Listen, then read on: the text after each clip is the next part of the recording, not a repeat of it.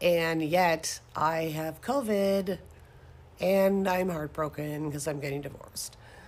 So here's what I'm here to talk to you about. It's all about the tour, man.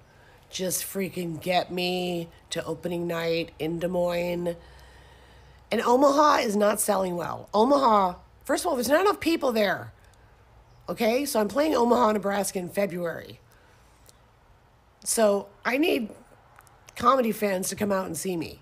That's anti-Trump comedian Kathy Griffin begging for people to come to her crappy comedy shows. Welcome to Nerk News, I'm Nerkish. Today we're taking a few minutes to break down this story about Kathy Griffin pleading with fans to come to her shows, and if it was all inevitable or due to her psychotic attacks on Donald Trump. Now, if you recall, back in 2017, Kathy thought it would be hilarious to do a photo shoot holding a fake bloody decapitated head that looked like Donald Trump.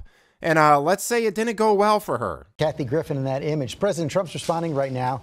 There's the photo. We've blurred out the bloody replica of President Trump's head that she was holding. And the president did tweet moments ago, Kathy Griffin should be ashamed of herself. My children, especially my 11-year-old son, Barron, are having a hard time with this. Sick. The backlash caused her to lose her New Year's Eve gig with Anderson Cooper, which sounds like a blessing to me, and several of her stand-up shows were canceled. So naturally, Kathy did a press conference where she apologized in the only way a self-absorbed elitist celebrity can, by making it all about themselves. I'm not afraid of Donald Trump. He's a bully.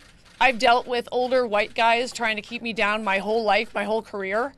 I'm a woman in a very male-dominated field.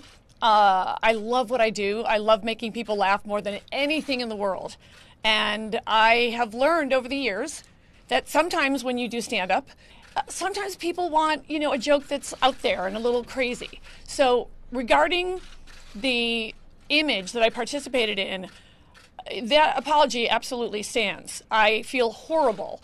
I have performed in war zones. The idea that I just wanted to say, if you don't stand up, you get run over. And what's happening to me has never happened ever in the history of this great country, which is that a sitting president of the United States and his grown children and the First Lady are I feel personally, trying to ruin my life forever. Forever. You guys know him. He's never going to stop. If I don't stand up and say this, I'm afraid there's going to be some 12-year-old nerdy girl like me in Forest Park, Illinois, who's going to maybe be watching me to see what I do. And this bully and this president, of all people, is going to come after me? He picked the wrong redhead. Oh. And then I was like, no, this isn't right. This is not right. And I apologized because that was the right thing to do and I meant it. And then I saw the tide turning and I saw what they were doing and I went, oh, okay, they're trying to spin this and they're making it about Barron, and obviously that was never my intent. I would never want to hurt anyone, much less a child, but I started to see what was really happening. And then it was a mob mentality pile-on. And so many people have expressed to me personally across the country at my shows, they're scared. So, yeah, I don't know if I'm going to risk it today. I don't know. What do you think is inspiring you? Terrific. Now, this seemed to have calmed things down, and Kathy was able to start booking shows and rebuild her career a bit. So what'll she do a year later? Completely retract her apology, proving how utterly pointless these types of things are in the first place. Here she is on The View. I can't believe it's been a year since this. It's a year this month that picture was released. Right. And we already described... What a year it's been. Yeah. Yeah. By the way, I take the apology back. Okay.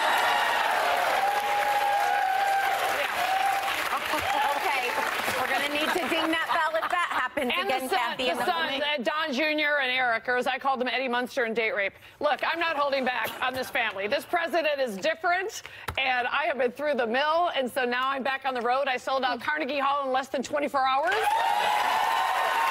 Now, since that appearance, Kathy has had several public meltdowns on social media, being diagnosed with extreme PTSD, been divorced, and did whatever this is to her face. Now, she's pleading for people to buy her tickets.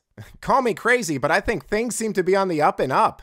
Now, the thing that's the most annoying about all this is that Kathy Griffin is supposed to be one of these irreverent Chelsea Handler, Lisa Lampanelli, Amy Schumer insult comic types, and just like all those others, she ends up becoming the butt of the joke. You know, these progressive types love the brash, tell it like it is personality of comedians like Joan Rivers or Don Rickles, but they're too sensitive and take themselves far too seriously.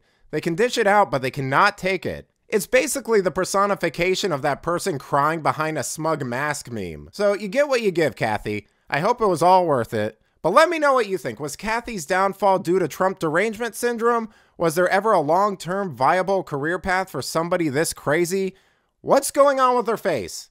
Let me know in the comments. Until then, this has been Nerk News. Boy!